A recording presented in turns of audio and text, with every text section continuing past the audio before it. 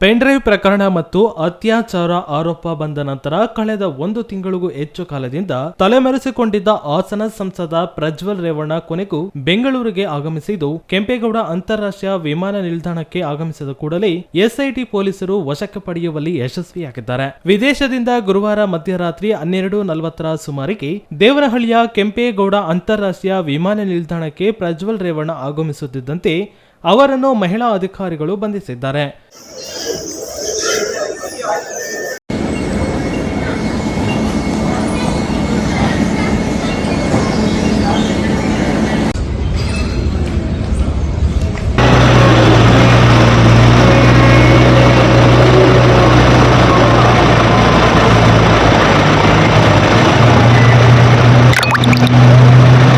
ಗುರುವಾರ ಮಧ್ಯರಾತ್ರಿ 12:40 ಸುಮಾರಿಗೆ ಪ್ರಜ್ವಲ್ ಬಂಧನವಾಯಿತು.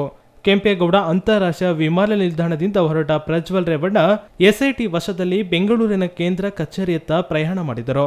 ಇನ್ನು ವಿಮಾನ ನಿಲ್ದಾಣದಲ್ಲಿ ಮಾಧ್ಯಮಗಳ ಕಣ್ತಪ್ಪಿಸಿ ಇಂದಿನ ಗೇಟ್ನಿಂದ ಪ್ರಜ್ವಲ್ರನ್ನು ಅಧಿಕಾರಿಗಳು ಕರೆದೊಯ್ದಿದ್ದು ವಿಶೇಷವಾಗಿತ್ತು. ಹಾಸನ ಸಂಸದ ಪ್ರಜ್ವಲ್ ರೇವಣ್ಣ ಮನೆ ಕೆಲಸದ ಮೇಲೆ ಲೈಂಗಿಕ ದೌರ್ಜನ್ಯ ಎಸಗಿದ ಆರೋಪ ಎದುರಿಸುತ್ತಿದ್ದಾರೆ. ಅಲ್ಲದೆ ಕೆಲ ವಿಡಿಯೋ ತುಣುಕುಗಳು ಅವರು ಹಲವು ಮಹಿಳೆಯರ ಮೇಲೆ ಲೈಂಗಿಕ ದೌರ್ಜನ್ಯ ಎಸಗಿದ ವಿಚಾರಕ್ಕೆ ಸಂಬಂಧಿಸಿ ಈಗಾಗಲೇ ವಕೀಲ ಹಾಗೂ ಬಿಜೆಪಿ ಮುಖಂಡ ಸೇರಿ ಹಾಸನ ಮಾಜಿ ಶಾಸಕರ ಬೆಂಬಲಿಗರನ್ನು ಪೆನ್ ಡ್ರೈವ್ ಹಂಚಿದ ಆರೋಪದಡಿ ಈಗಾಗಲೇ ಬಂಧಿಸಲಾಗಿದೆ. News bureau, Chikkaballapur.